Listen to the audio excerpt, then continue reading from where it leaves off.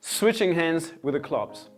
Okay, so the first thing is before you practice, make sure that the surface you're practicing on is adequate. So you've got a decent amount of padding. You're not practicing just on concrete or on tiles. Should you drop the club, the floor might be damaged, but also your club might be damaged, okay? So a good padding, or just go outside on the grass. So if you drop the club, which is bound to happen when you're in the learning stages, it's not going to get damaged, okay? It can be a bit daunting, so we're going to cover two techniques of how you can switch the hands. Now, the first is that you normally would grab the club towards the knob, okay? So your hand is resting close to the end section of the handle. And as you switch hands, what's going to happen is, while the club is in free flow, you're going to feel that it becomes weightless, and it's the right time for you to switch hands.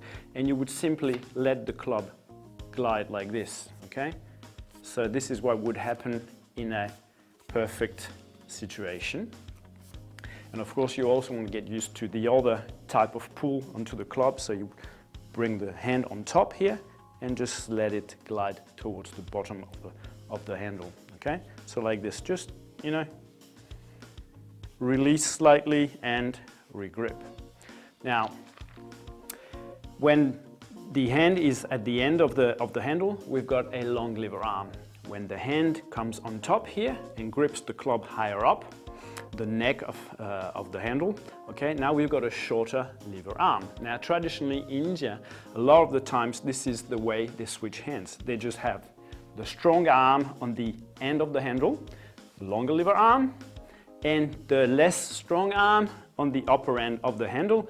The short lever arm reduces the forces that you generate through the swing, and they would just carry on like this, okay? So this is the also acceptable option of how you switch hands.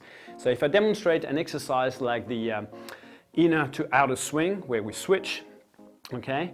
So we've got our first circle here, inner, and I'm gonna go into the outer swing. I will simply grab the club here and do not move my hand and perform the outer circle.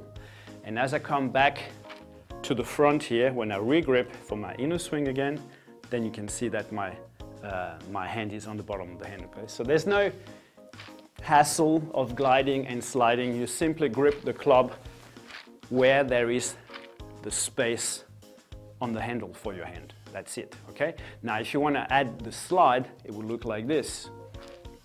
As I switch, I would simply let the club drop and glide here, okay? So from the transition here, grab, let it glide. So now you can see my hand is again down to the end towards the knob. Perform the switch. Come to it here, let it glide. Okay? So this is just the ways that you have to practice, get used to, feels what is comfortable for you to do. You don't want to introduce too much complexity in the beginning as you're learning the skills. So maybe it's the simple grab, hold, and swing, and then switch hands that way, okay? As you get more confident, as you feel when the club is weightless throughout the arc of the swing, then you'll have more confidence to just grab, release, and regrip.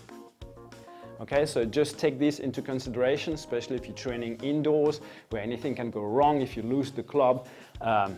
Always best to be on the safe side and let go of this extra slide and glide should it just slip out of your hand.